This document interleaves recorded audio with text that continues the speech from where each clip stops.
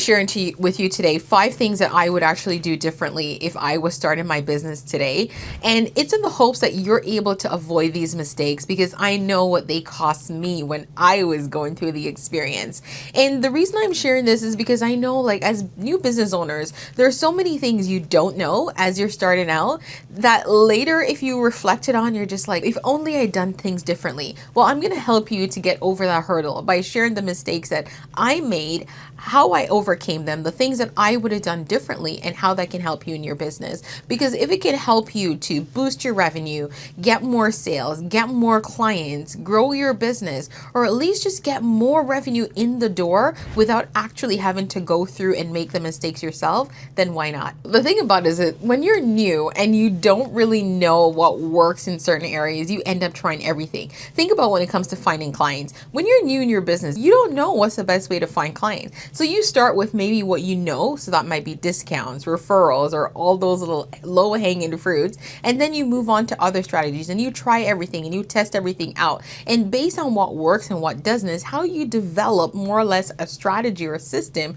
for understanding how to get clients into your business. Well, I'm going to be sharing a lot of the things that I did wrong overall in my business that I wouldn't do again or would have done differently, so that you can avoid all these trial and errors in your business. So one of the first things that I say I would do differently in my business is definitely focus more on long-term marketing strategies rather than on social media. And in the early days back then, when I started my business, which I initially started as a blog, this was not meant to be a business. It just evolved into one over time based on what I found a lot of my community members were requesting. Well, I used to do a lot of Facebook marketing, and Facebook marketing was great. Like, I would do Facebook page posts, group posts. I had a Facebook group at all time. I would do all these little things and I would get clients that were great. But the thing about it is, a lot of these clients I was meeting through these social media places, especially on Facebook, weren't my ideal clients.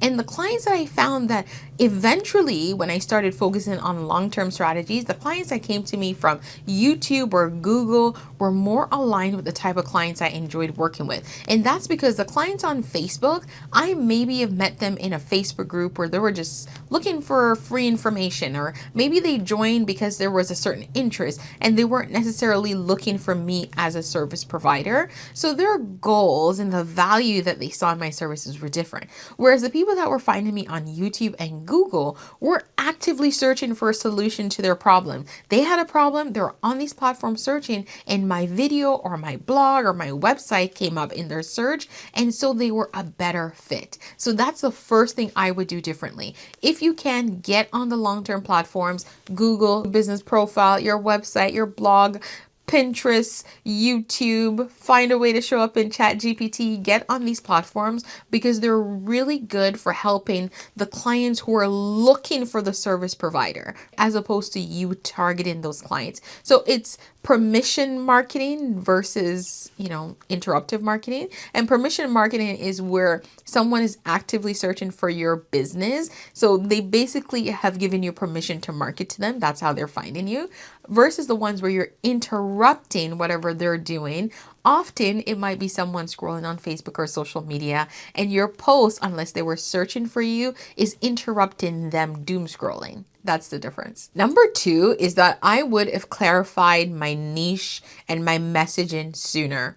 Now, when I first came online, it was very clear who I was serving because I started my business as a blog and I was very specific. Now, when I initially started with event planners, and I started to attract naturally somehow a lot of wedding planners, which I didn't understand because to me, the wedding space seemed like the easier space to market than the corporate and social space, at least this corporate, which I was very, very involved in. So for me, when I started, the niche piece was easy. It was right out the gate. I know for a lot of you service business owners, it might not be. You might not have a niche right away, or you might not see a need to niche. But if you're the place in your business where you find maybe you're marketing and you're trying everything, and you feel like you're more or less just like in an ocean screaming for someone to hear you and nothing's happening, try thinking about niching your services, because it might just be, if you can niche down a bit where you're speaking to a smaller subset of who you're trying to target, it gets easier to get seen and heard,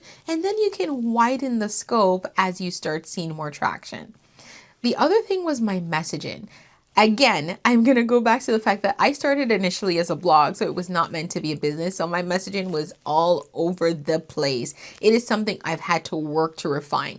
And as small business owners, I know this is common only because when we come online, when we're marketing our business, we want to appeal to everyone. And the way to do that, unfortunately, is to use a lot of broad messaging. And when your messaging is broad and watered down and generic and fluffy, it's hitting the mark completely. So have a look at your messaging.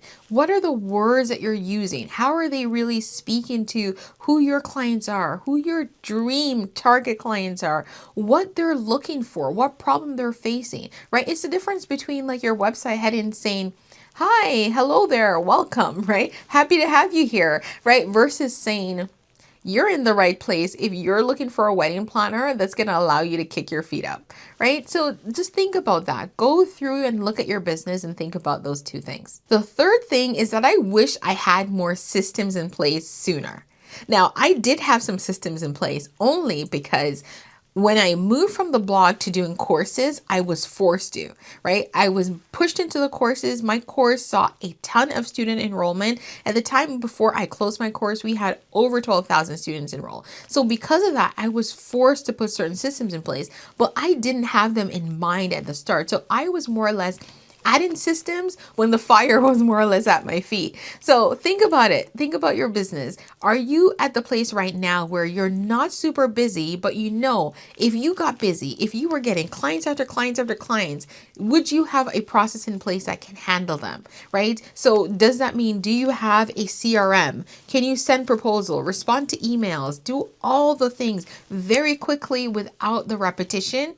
If not, look into some systems. And I'm going to link two below, which is Owl Planner and Honeybook, which are great CRMs that you can use if you're in the event and wedding space. And even if you're not in the event and wedding space, Honeybook is still a good option. I have several clients who are on Honeybook who are not wedding planners, event planners, or venues. So definitely look into that. The other thing you want to look at is certain tools that can help you as you're going through. So maybe it's something for your calendar management. Maybe you don't need a full CRM system, but you need something to help with your calendar to make it easy for clients to set up appointments with you. So whether you're in the clinical space, maybe you're a therapist, you still need some kind of a booking system, right? So think about that. Think about all the things you do in your business that is more or less redundant or you do over and over again. Is there a way to automate that? Is there a way to find some kind of system or tool to replace the amount of time and effort that you're putting into it and have it be done automatically? Number 4, it's a little tricky because it may or may not apply to your business, though I think it should apply to all businesses, is actually building an email list. Now, I'm very fortunate to say that I built my email list very early. However, I didn't build my email list with good strategy. So I had the email list. I got those people on there. Like my early email list days, in no time, I had over 10,000 people. Was I marketing to them? Absolutely not. Was I targeting them in the right way? Absolutely not. So I had them there, but I wasn't actually marketing well. So if you can, here are the two strategies for you. The first is that you need to actually get an email list started. So just having an email list in place is the first option. And I don't care what service you provide. If you have any kind of free thing or free offer on your site that you can put a lead magnet onto, kind of lead capture, meaning someone needs to enter their email address to get that thing to be downloaded, do it, because it's a way to build your email list. But the second piece is, and this is the piece I find some people miss, business owners, you small business owners, is that you need to actually market to those people once you have them. So let's say you're a wedding planner and you have some free download and you have people signing up for it. You need to market to them before their wedding date. You need to actively be targeting them so that they're reaching out and booking a consultation, so that they're reaching out and asking about your packages, so they're reaching out and finding out how they can work with you if you're doing day of coordination services. Whatever that is for you, I need you to be proactive on the marketing. And if you need tips for this, reach out to me. We can schedule a call and I can drop some free ideas for you to take away, no charge, right? But you need to actually be hitting the two marks. Getting the email list, but marketing to them. So that one is a 2-for-1 in one tip. Number five, and I've said this before, is that I wish I had invested more into my business sooner than doing a lot of DIY. And I'm the kind of person, I've said this before, in that I am quite tech savvy. I will sit and learn tech tools. I will spend the time to learn them and master them. Now, because of this, I felt like I needed to do everything in my business. So if a website needed to be built, I needed to build it. If something needed to be done, designed, I feel like I needed to design it. And I found a lot of that, it took up my time, and it took up time that I could have been spent using on revenue generating activities like finding more clients. So if that's you, I want you to evaluate this. Do some audit in your business. Are you spending time working on things that you could outsource and you're spending time DIYing? Because maybe you're DIYing your website and it's going to take you 2 weeks of DIYing and back and forth and frustration to do that website, but it might take a designer, someone you hire, 2 days. Right? Think about that. If you can spend those 2 weeks doing something like finding clients, just building your referral system, or doing whatever to get that revenue in the door while someone else is working on it, is that worth it to you? Yes, there's going to be a cost to outsourcing, but if the opportunity cost is lower, like if it's going to cost you less to actually outsource it because you bring in more revenue, is definitely the way to go. And I'm saying this as someone that's walked through it. I've been through it. I'm telling you, you do need to evaluate it. There's some things that it is worth it for you to DIY, but not everything. So just make sure that you're evaluating, put those good lens on, make sure that you're seeing the real costs when you decide to do it yourself versus hiring out. Now, if you're in the early stages of your business where you're struggling to figure it out, and maybe you're trying to find out, how do I build this? How do I find clients? How am I marketing well? What am I doing wrong? You can definitely reach out. I'm going to drop 2 links down below for you. One, if you're struggling with a marketing piece, is my free lead generation audit that you can sign up for. I'll send you a video audit in 7 days that tells you where you're missing out on leads, what can be improved, and how to fix it. Or you can just sign up for a clarity call. And a clarity call is more or less to learn more about my services and if anything's a good fit for you. But the thing about this call, and I'm happy to answer questions, because if nothing's a good fit for you, that's fine. You still have me on the call. I can answer any questions you might have before you go. Now, guys, thank you so much for watching, and don't forget to hit that subscribe button.